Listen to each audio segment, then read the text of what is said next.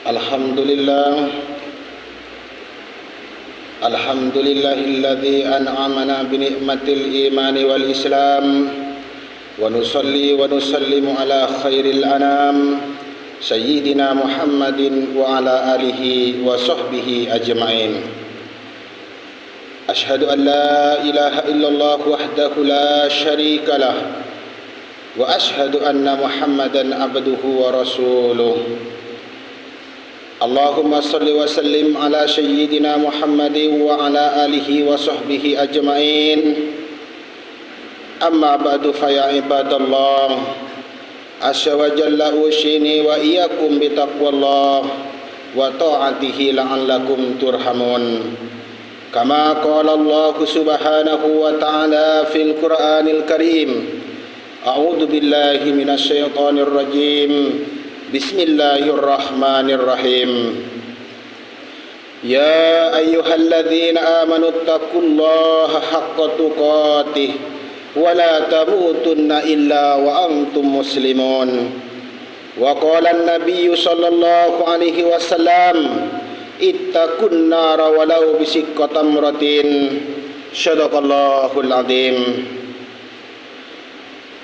Ahibail kiram, hadirin jamaah Jumat rahimakumullah. Segala puji dan syukur kita hanya kepada Allah, teriring doa dalam munajat kita.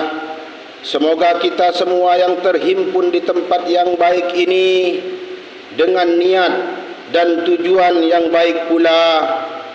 Semoga Allah catatkan bagian dari hamba-hambanya yang istiqomah berbuat baik dan istiqomah menjadi orang baik. Dan semoga kalau Allah wafatkan kita semua dalam keadaan baik pula. Salawat beserta salam semoga senantiasa tercurahkan kepada suri tauladan kita, yaitu Nabi Yuna Rasulullah Muhammad sallallahu alaihi wasallam. Semoga kelak kita semua diakui umat beliau di hadapan pengadilan Allah Subhanahu wa taala. Ikhwanul muslimin jamaah Jumat rahimakumullah. Ketika Nabi Ibrahim alaihi salam akan meninggalkan anak dan istrinya di padang pasir yang tandus tanpa pepohonan dan air, seketika terbenak dan terbesit di dalam hati Nabi Ibrahim tentang rezeki yang akan Allah berikan kepada anak dan istrinya. Maka saat itu Nabi Ibrahim diperintahkan oleh Allah Subhanahu wa taala untuk memecahkan sebuah batu. Ketika dia pecahkan, dia tidak melihat apapun. Untuk yang kedua kalinya dia pecahkan, dia juga tidak melihat apapun. Tetapi ketika dia pecahkan batu itu untuk yang ketiga kalinya, ternyata dia melihat di dalam batu yang keras itu hiduplah seekor ulat yang memiliki badan yang sangat lembut. Di dalam batu yang amat keras ternyata hidup seekor ulat yang berbadan sangat lembut. Maka disitulah semakin yakin Nabi Ibrahim alaihi salam akan firman Allah Subhanahu wa taala yang menyatakan di dalam Al-Qur'an, wa ma min dzabbatin fil ardi illa 'alallahi rizquha. Maka tidak ada satu makhluk melata pun yang hidup di muka bumi ini illa 'alallahi rizquha, kecuali Allah yang sudah menjamin rizkinya. Ikhwanul muslimin jamaah Jumat rahimakumullah. Rasulullah sallallahu alaihi wasallam di dalam hadis yang sahih mengatakan, yang artinya adalah barang siapa yang tidak bisa bersyukur kepada nikmat yang kecil, maka dipastikan dia pun tidak akan bisa mensyukuri nikmat yang besar. Barang siapa yang tidak bisa bersyukur terhadap nikmat yang kecil, maka dipastikan orang itu pun tidak akan bisa mensyukuri nikmat yang besar. Ikhwanul muslimin jamaah Jumat rahimakumullah. Sayyidina Umar bin Khattab radhiyallahu an mengatakan, ketika engkau berada di waktu pagi, janganlah menunda-nunda untuk berbuat kebaikan hingga sampai sore hari. Ketika engkau berada di sore hari, jangan menunda-nunda untuk berbuat kebaikan sampai di waktu pagi.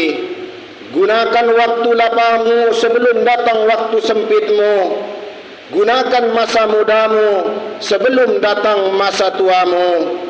Gunakan masa kayamu sebelum datang masa miskinmu. Dan gunakan waktu hidupmu sebelum datang masa kematianmu. Ikhwanul muslimin, jamaah Jumat rahimakumullah. Ketika ada sebuah pertanyaan, kapankah nikmat itu terasa amat sangat berharga nilainya? Kapan nikmat itu akan terasa sangat berharga nilainya?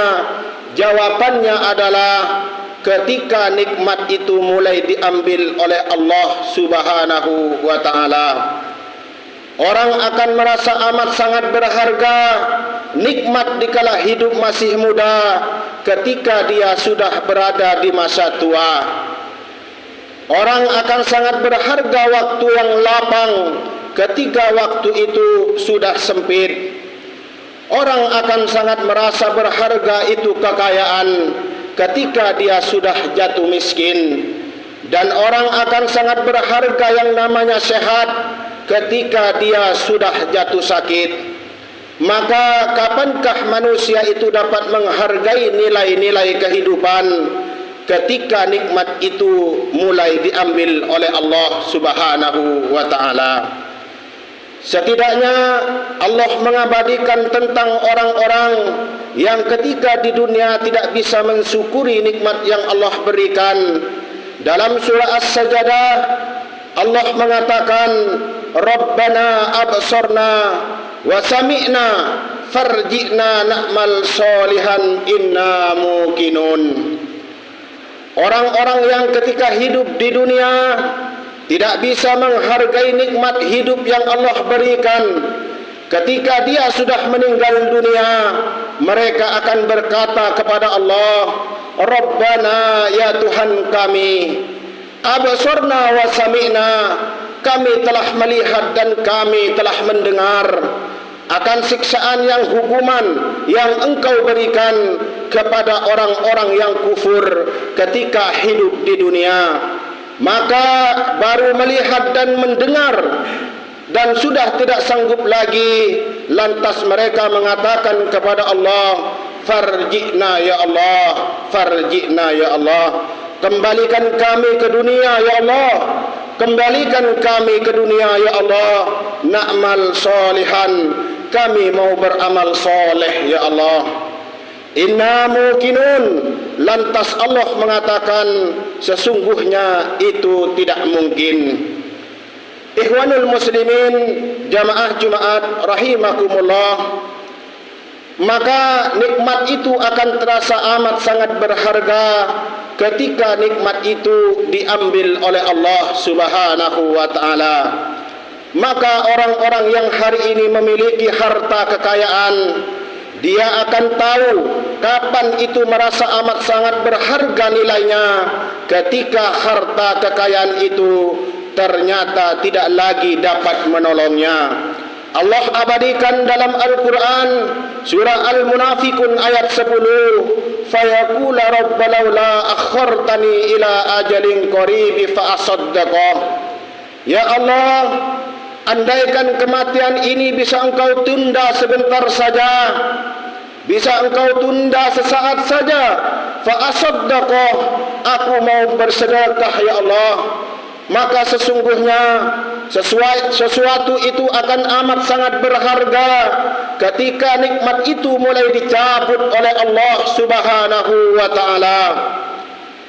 Ikhwanul muslimin, jamaah Jumat rahimakumullah, ketika Ibrahim bin Adham berjalan di sebuah pasar, dia mendengar seorang yang senantiasa mengucapkan syukur kepada Allah terhadap nikmat besar yang telah Allah berikan. Orang itu terus mengucapkan kalimat itu. Lantas Ibrahim bin Adham ingin melihat siapa orang tersebut. Namun ketika dia melihat betapa sangat terkejutnya, ternyata orang yang mengucapkan kalimat syukur kepada Allah terhadap nikmat besar yang Allah berikan kepadanya, ternyata orang itu adalah orang yang tidak memiliki tangan dan tidak memiliki kaki. Lantas Ibrahim bin Adham mengatakan kepada orang tersebut, "Wahai saudaraku, nikmat mana yang engkau syukuri yang Allah berikan yang besar kepadamu? Karena aku lihat engkau tidak memiliki tangan, karena aku lihat engkau tidak memiliki kaki. Lantas nikmat mana yang besar yang engkau syukuri yang Allah berikan kepadamu?" Lantas orang itu mengatakan, "Memang aku tidak memiliki tangan, memang aku tidak memiliki kaki, tetapi Allah anugerahkan kepadaku qalbun syakiran wa lisanan zakiran." Allah berikan kepadaku hati yang senantiasa bersyukur kepada Allah dan lisan yang senantiasa berzikir kepada Allah Subhanahu wa taala. Lalu dia pun kembali bertanya kepada Ibrahim bin Adham, "Adakah nikmat yang lebih besar daripada hati yang senantiasa bersyukur kepada Allah dan lisan yang senantiasa berzikir kepada Allah Subhanahu wa taala?" Ikhwanul muslimin jamaah Jumat rahimakumullah, kalau orang yang tidak mempunyai tangan, orang yang tidak mempunyai kaki bisa mengucapkan kalimat syukur, lantas bagaimana dengan kita hari ini yang Allah berikan penglihatan kepada kita, yang Allah berikan tangan dan kaki kepada kita, yang Allah berikan kesempurnaan di dalam badan kita?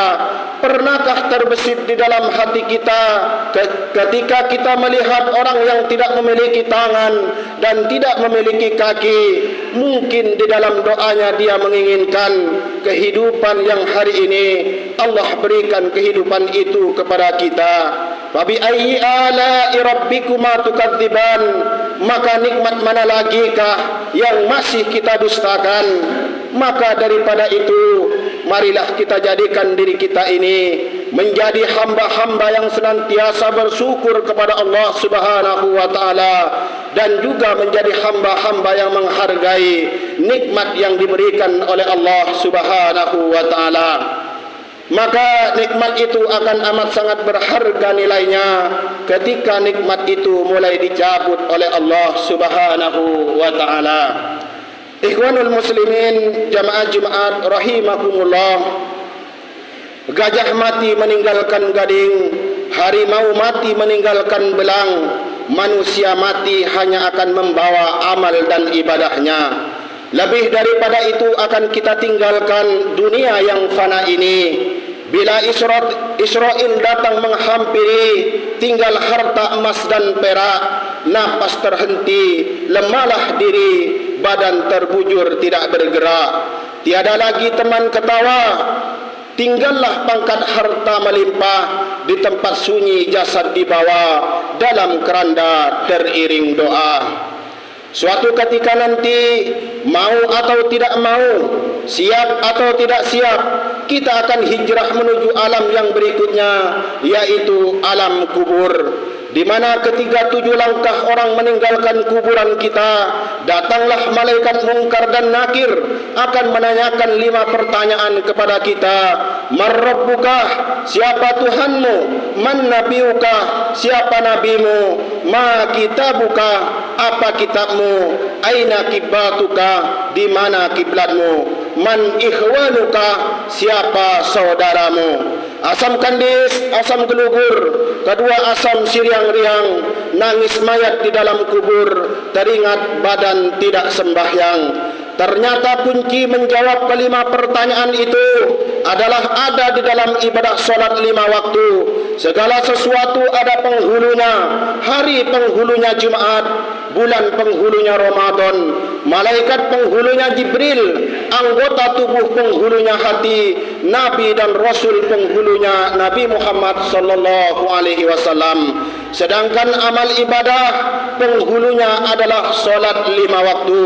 Maka dari itu, mari kita jadikan diri kita ini menjadi hamba-hamba yang bersyukur kepada Allah dengan menjaga solat 5 waktu.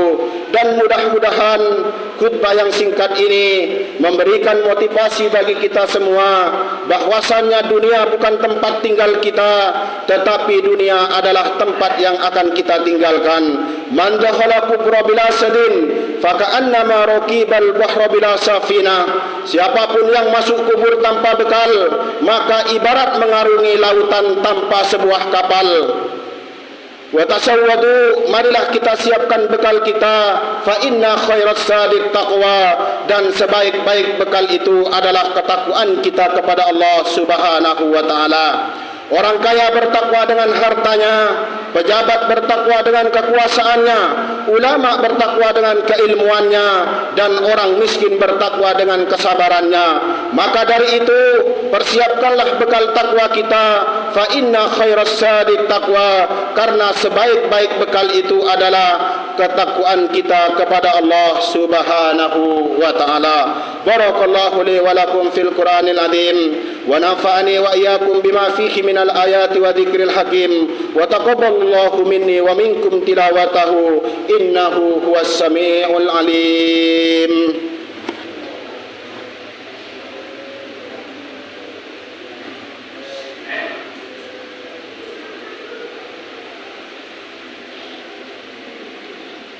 Alhamdulillahilladzi lahu ma fis samawati wa ma fil ardh wa lahul hamdu fil akhirati wa huwal hakimul khabir. Asyhadu an la ilaha illallah wahdahu la syarika lah wa asyhadu anna Muhammadan abduhu wa rasuluh. Allahumma shalli wa sallim ala sayyidina Muhammadin wa ala alihi wa sahbihi ajma'in. Ya ayyuhalladzina amanu taqullaha wa qulu qawlan sadida yuslih lakum a'malakum wa yaghfir lakum dhunubakum wa may yuti'illaha wa rasulahu faqad faza fawzan 'azima. Innallaha wa malaikatahu yusalluna 'alan nabi ya ayyuhalladzina amanu sallu 'alaihi wa sallimu taslima. Allahumma ighfir lil muslimina wal mu'minat wal muslimina wal muslimat al ahya'i minkum wal amwat. Allahumma rabbana zalamna anfusana wa illam taghfir lana wa tarhamna lanakunanna minal khasirin. Rabbana hab lana min azwajina wa dhurriyyatina qurrata a'yun waj'alna lil muttaqina imama. Rabbana ighfir lana dhunubana wa liwalidina warhamhuma kama rabbayana shighara. Rabbana atina fid dunya hasanatan wa fil akhirati hasanah wa qina adzabannar wa qina adzabannar wa qina adzabannar.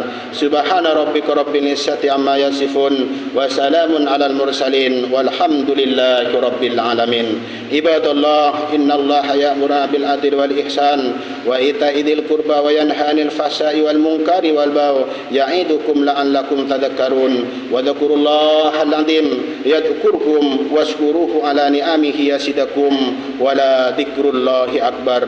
Wassalamu alaikum warahmatullahi wabarakatuh.